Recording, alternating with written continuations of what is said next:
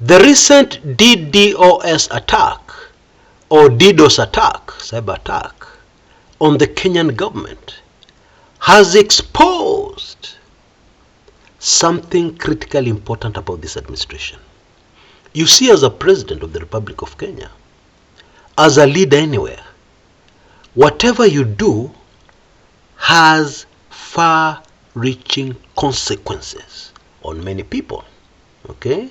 And especially if you're president, every small move you make, let alone the big moves, affects millions. And in this latest development of this cyber attack, history has been made yet again. Because never before in our history have foreigners hit back at us for political reasons. That has never happened before. Now let's just break this down so that we all understand what I'm saying. And let us keep this very simple, because we're not all computer experts. Some of us are very old school. We come from the days when there used to be this phone where you dial. Very, very old, archaic technology. Where, for instance, if you're dialing the number 9, which was right at the bottom, you dial 9, you do a canal, you even put paint on it, before that dial returns back. And you're trying to call somebody. We come from that generation. So lazima tupelekwe pole pole. Now what is a DDoS attack? Very simply put, first of all, this stands for distributed denial of service. What really it is you jam a system, by sending too many messages to that system, so that the system either crashes or it slows down so much people cannot use it. That is really what it is. Let me give a physical, practical example. You hire 100 kids and you send them with 10 shillings to a duka to buy sweets, and you organize for them to arrive at that shop all at the same time. And you tell all of them to be very aggressive. Everybody's in a hurry. All of them should look like they're in a big hurry. They want quick service. And of course the idea is to overwhelm that shopkeeper so that he cannot do anything. He can't even sell to his big customers. You can imagine what will happen. That shopkeeper will be stranded. He'll not be able to move to sell to anybody because he'll be overwhelmed. A DDoS attack is that kind of thing online. And of course you can automate the process and make it huge so that you have hundreds of thousands of queries every second. Now this DDoS attack crippled over 5,000 online government services, including some very key ones that touched on non-Kenyans. That is, people trying to come into Kenya, trying to get a visa, on their way due to land in Kenya. And suddenly, the site is not working. They can't get that visa. So people start wondering, shall I travel or shall I not? And there are so many issues that come in. Cancelling air tickets, the inconvenience, you've planned this trip for a long time, etc., etc. Bottom line, it was a major disruption for everybody. Even the vital M-Pesa services were not working properly. They were on and off, including what a lot of people use within and outside Kenya. Transfer from M-Pesa to account or the other way around. It was without doubt the biggest DDoS attack on the country called Kenya. Now a group of hackers calling themselves Anonymous Sudan claimed responsibility. And they even issued a demand, and they gave two options. Either a large sum of money or an apology from the Kenya government to Sudan. And of course that clearly told us where the source of this attack was. It told us very clearly. I really laughed when I saw online on Twitter somebody saying that, Sudan are so far behind, Sudan are not capable technologically to carry out an attack of this magnitude. I really laughed. Why did I laugh? Because Wakenya wamesoma mpaka wakakuwa idiots. Very naive. And to put even more egg on the face of such people, we have Google. And you have your smartphone. Just a simple search will give you answers, will give you information to something you may not understand. Although in my opinion it's pretty obvious. Maybe because of what I do. Because I always ask a very simple question. How do these people finance their operations? Yeah? What is the objective and motive of these people? Those are key questions I ask every time I come across anything. So, if you are in a very backward African country, and by the way, Sudan is not backward. It's not. But let us humor these people, these naive people. If you're in a very backward African country, and you wanted to carry out a DDoS attack against the government of another side, what would you do?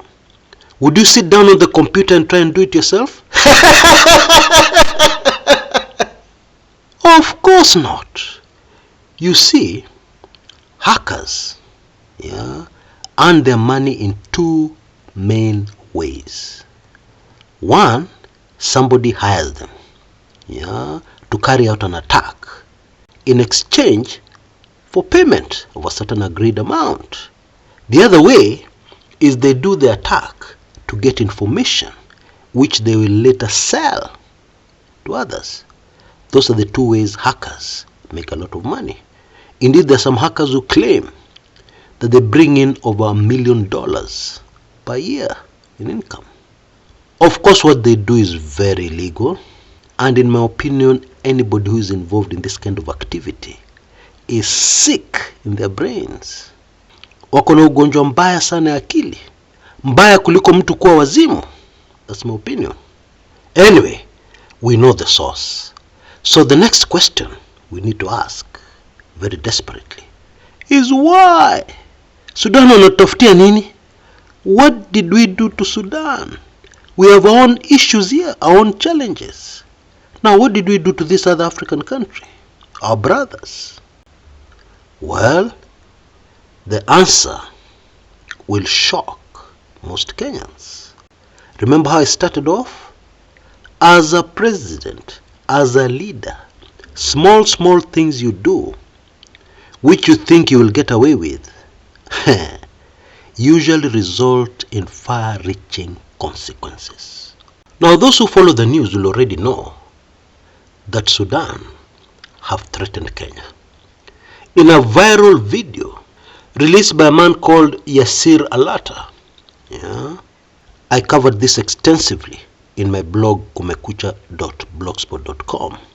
You should visit there often to be kept up to speed with a lot of these things. General Alata said that he hears that President Ruto is going to send East African troops to Sudan. And Alata was saying he should not send East African troops. He should send the KDF. And after he sends the KDF, this Alata man swore, he swore twice, that none of those people will leave that country alive. Now what is all this venom for? Where is it coming from? He went on to say that Ruto, who is supposed to be leading the mediation, is not neutral. He is a friend to the opposing side. He has done business deals with the opposing side. And of course he was talking about Lieutenant General Mohammed Lt Daglo. Now Daglo is the commander of the much feared, very brutal, Rapid Support Forces. And the problem right now in Sudan is between two army factions. The main army, led by General Burhan, and then the Rapid Support Forces, led by this Daglo fellow. And we're being told that Daglo has had business dealings with Ruto, who is supposed to be leading the mediation process. That's really the long and short of that viral video, that spewed so much venom against the country called Kenya, because of the leader of that country. or so the Sudanese are saying. You can read details about this Daglo fellow, very fascinating character, in my blog, kumekucha.blogspot.com. Super fascinating. But now it seems that we have to suffer as a country because of decisions that have been made by our leaders. And even worse was the response from some Kenya Kwanza MP threatening the Sudanese, "It will crush you. Wewe na nani?" How can you be talking about a foreign country and what you'll do to them when there's fire burning in your home country? Why don't you hold your peace until the issues here at home have been sorted out before you go out threatening other countries, if you must do so? Yeah, because how does that help? How does that resolve anything? Yeah. And I still don't understand how a mere member of parliament can make a statement about a foreign country. Where's the Ministry of Foreign Affairs? That is their work. I think this is yet another illustration of how Kenya Kwanza government does their things, in a very Kenyeji way, very damaging way. And we would be laughing if it was not such a serious matter, which is affecting us all. I mean, yesterday it affected all of us. Yeah, the DDoS attack affected many Kenyans and many non-Kenyans as well. You know, I don't envy Ruto at all. You have problems at home, and now other problems are coming to haunt you from outside the country. Yeah, from Sudan. And of course you're human, and all this pressure adds up. Anyway, let us wait and see how this plays out. Now, a very quick reminder, weekly intelligence briefings number 112 is out. Those of you who are already subscribers, I'm sure you already have it. Yeah, if not, please drop me a quick email and I'll assist, because some people deleted themselves from the email list. Yeah, and then when they need to look at a WAB, they forget what they did. For others, for some reason, the message is not landing in the inbox.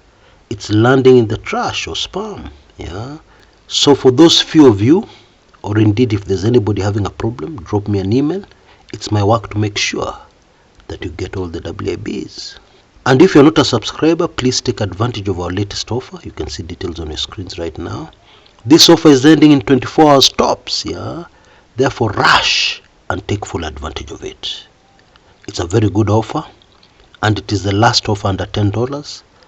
Even those of us who want to renew our subscription, yeah, maybe it's expiring next month or in 2 months, please take advantage of this magnificent offer, which will never return, and I'm sure you'll never regret it.